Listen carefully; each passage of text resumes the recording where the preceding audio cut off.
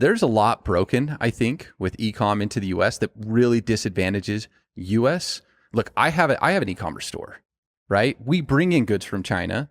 We house them in a warehouse, and I am at a disadvantage to international sellers.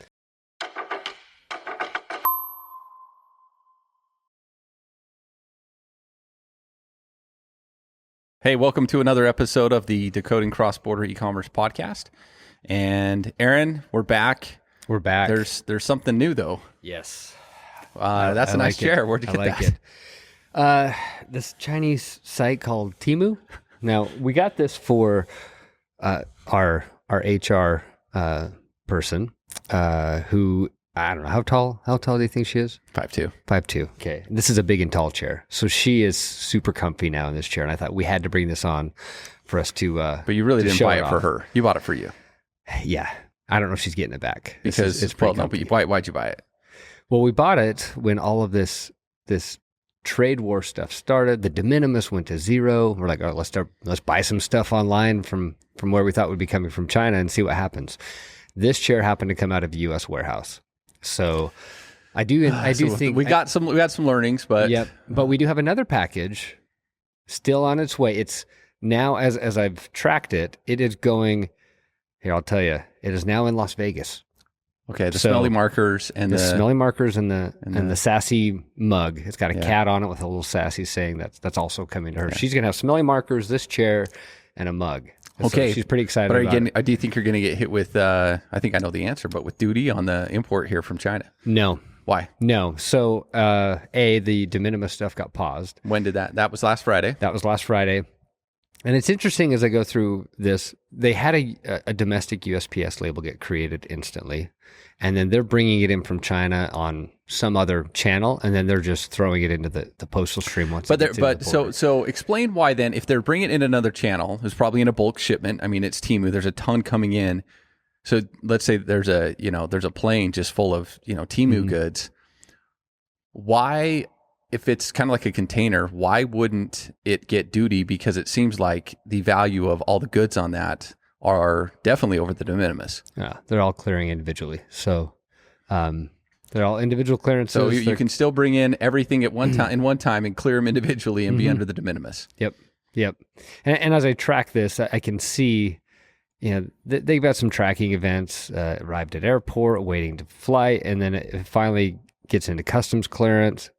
And then that's in LAX is where it came in. And then they must have trucked it up here to Vegas to then insert it into the postal stream. Okay. So, but I did forget one question I wanted to ask you before we get too much into this and another subject. Do you know what the biggest culprit of dry skin is? I don't. Towels. Wait, okay, hold on. Okay, you're such a dork. Okay. All right. That shouldn't have taken me that long. Okay. So anyways, so I'm excited. That is supposed to deliver, it says it sounds like it might not come till Saturday. We'll see. Yeah. But I'm pretty jazzed. This is all the more reason though that look, I'm a supporter of changing the de minimis because it is so many ways to take advantage of the loophole. I'm going to park my goods in Canada or Mexico so I can get speed to the U.S. market at a low cost and be under the de minimis. Mm-hmm. I'm going to ship directly from China, and I'm going to ship it all at the same time in one bulk shipment, but I'm going to clear it individually, and now I stay under the de minimis. And U.S.-based retailers, they can't do this unless they're big enough to house, either do one of these things, one of those three things themselves, right? Yep. House it in Mexico, house it in Canada, or bring it direct in from China in a big bulk shipment and clear individually. They bring in a container, and now they're getting spanked with an additional 10% tariff on that stuff. Well, 10. Well, okay. Which side of this? Okay, because they're over the de minimis coming in from China, so the stuff they're buying from China, they're paying the tariff on it. If you're a U.S. business now, and these international retailers, or Temu, or really big U.S. retailers that are big enough to get around the system, they're not having to pay that 10% because they're still going in under the de minimis. So it's even worse right now. Like, look, I don't know how long this is going to last. They're not just skipping the 10%; they're also skipping the previous, 25 or 7.5% plus the standard duty. So they're missing everything. They're almost for e-commerce. They're almost at a bigger disadvantage now than they were before he put in that tariff. Now, I know that this is okay. So now, down to the reason why did this get paused? Yes, it wasn't because they said, let's change our mind and be nice. No, it was the inability to actually operationalize this lower de minimis. Yeah, the packages just started piling up for the United States Postal Service because Customs and Border Patrol had no way to get this stuff cleared in an efficient manner and calculate duty. And they have to figure something out because they couldn't just have everything just sit and whole operations get shut down. Yep. So the heat's on to get this sorted out, and then I fully anticipate it coming right back. And so you've got this little bit of grace period if you're selling into the U.S. to try to put in a solution. And there's a lot of worry and concern. We've got an office in the APAC region that deals with a lot of our customers that are outside the U.S. And there's definitely a lot of concern, a lot of activity going on. We get a comment on on one of our videos from someone in Canada selling a lot of stuff on eBay, 90% coming into the U.S. They're nervous. Yeah. No, this is it's something where you need to have, just like USPS, customs, brokers, they need to have the systems in place to be able to handle the increase in transactions that's going to have tariffs that need to be collected. And so now's the time to get ready. Yeah. Well, to that eBay seller, and I did see that comment as well in Canada.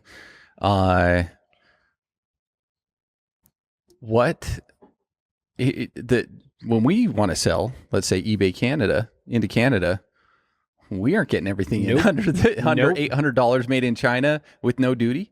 Nope. Why is that? Because they have a de minimis that's extremely low. So they're not the same. They're not the same. They're not reciprocal. So what's happening? Like it is, we're missing Trump's press conference by about an hour and a half here, right? And he's going to talk about reciprocity. Yes. So tell me a little bit about what he's. I mean, from what we know, we'll give another update next week. Yeah, no, it's just what he's teasing out there on the social media sphere, right? And a lot of people talking about it. Now, the details are going to be forthcoming here in the next, later today, really. But yeah, he's talking reciprocal tariffs. So that means China, if you want to charge 10% on a particular good, I'll charge 10%. But what if I want to, I'm going to retaliate against that. Okay. You want to raise your tariff? I'll raise mine. Do you want to lower your tariff? I'll lower mine. Wait, you're kind of putting me in a pickle there because so if I want to retaliate to something that you just basically retaliated to my exact number, right? Yeah. It's like, is that really retaliation, or is it just reciprocation? Yep. That is different. I like that. What retaliation versus reciprocation? Yes. I think it actually does completely change the behavior. Yeah, it does. It changes the dynamic of the negotiation too. But yeah, for e-commerce though, what I'm very interested to see is there's a big difference between tariff reciprocation and de minimis reciprocation. Mm-hmm. And you truly do not have true tariff reciprocation going on if you do not have de minimis reciprocation. And right now, the U.S., and we've talked about this a million times, we have podcasts that talk about this over and over and over. The U.S. has the highest de minimis in the world. And because of that, when U.S. sellers are trying to sell outside the U.S., those shoppers in those other countries are paying lots of tariffs because those countries have lower de minimis. So do you think, now right now we just talked about how the de minimis was done away with for Chinese-made goods. For like 2 days. Mm-hmm. And then it came back. Mm-hmm. But it wasn't for every other type of good. So goods, even before that pause in the de minimis, if the goods were all made in Canada or Europe or something, the 800 de minimis was still in play. Do you think, what if you had to wager, is that even going to be addressed in this reciprocity announcement that's coming? I don't know, because I thought that has to go through Congress. I thought he was able to kind of get around the China de minimis based on it being a national security issue or something. Mm-hmm. And I don't know for sure. Because Congress was talking about this last year, and there seems bipartisan support for lowering our de minimis. 800 is just way too high. But my suggestion would be just make it reciprocal. It's a little complicated to make it reciprocal, but it would drive, I think, the right incentives with our partners around the world. Do you think customs brokers have the tool set to be able to manage a reciprocal de minimis? The ones that are working with us do. So the answer is some, not all. Yeah. I mean, it is complicated. It's you could have 5 T-shirts in a box. Some of them made in different countries, and all have different duty rates for the exact same HS code. That's wild. Which really just kind of falls in line with how free trade agreements work. So this is just kind of a different flavor on that. But the de minimis also gets really interesting too. I'm going to be amazed if they actually go the de minimis route versus just work to lower it across the board. But I think I agree. I think that it would be a lot simpler just to lower it across the board and make it more comparable to other countries. Maybe it goes back to the 250. Maybe it goes to 100 US. 0 seems extreme, but I don't know. Who knows? Yeah, The other unique thing too about the U.S., it's kind of related to what's going on here that I think is fascinating, is most other countries have VAT or GST, and it's a country level federal sales tax. The United States does not have that, and so there's more than one benefit besides duty that happens when you are selling it to the United States. A lot of these people that are selling to the U.S. are not registered for sales tax into the state. And it's a lot harder for, let's say, the state of California to go after somebody in another country for not paying sales tax. And they can register individually and do it. But if you sell to Canada, that's getting hit every single time with GST. Mm-hmm. And into the US, there's no sales tax. But if you're in so if it's going to California, and I think, by the way, I think that CBP should collect state sales tax on behalf of the states and distribute it to the states on all imports, unless the person's registered and is doing it to themselves. And it's kind of like with iOS, right? Well, that's exactly how other countries are doing it. Yeah, so explain how it's done in with IOSS. Yeah, so if you think of U.S. is unique in the sense that it doesn't collect sales tax on imports. Every other country does. That's part of the clearance process and the import process. And there is certain types of shipments that maybe they avoid, they don't collect it on, but that's pretty rare. Most of the time they will collect it. So, but into the U.S. they only collect the duty because the state sales tax is a state thing. And if you go back to, the Wayfair law, the Nexus and all of that, the sales tax is really done by the businesses selling into that state, and it has to be remitted directly to the states. So customs doesn't deal with it at all. But in other countries, they've started spinning up things similar to our sales tax environment, which is, hey, for certain types of shipments and certain types of shippers, we want you to actually remit that sales tax to us directly, and then they don't bother collecting it at the border. But either way, it's either being remitted to them directly or they're going to collect it at the border. Canada has provinces, right? Yep. Like states, each province has a different GST rate. So PST rate, provincial service tax. Shipping into there, who's collecting the PST? If it's a B2C shipment, B2C, it's done at clearance. Interesting. And then they give it to the province. Mm-hmm. And that is what we do not do into the U.S. Nope. So there's a lot broken, I think, with e-com into the U.S. that really disadvantages U.S. Look, I have an e-commerce store, right? We bring in goods from China. We house them in a warehouse, and I am at a disadvantage to international sellers. And now, so hold on. The international sellers are all the Nexus laws apply to them just like they do to you. So if they go over the threshold in each of these states, they're supposed to register and remit too. Okay, yeah, you're right. I'm sure they're doing that. But that would be a great way, I think, to if you really wanted to have a de minimis that's similar to other countries, is you do the same thing with your sales tax. A little more complicated though for the states, but at the speed that Trump moves, that might be next week. Yeah, who knows? It's been a little wild.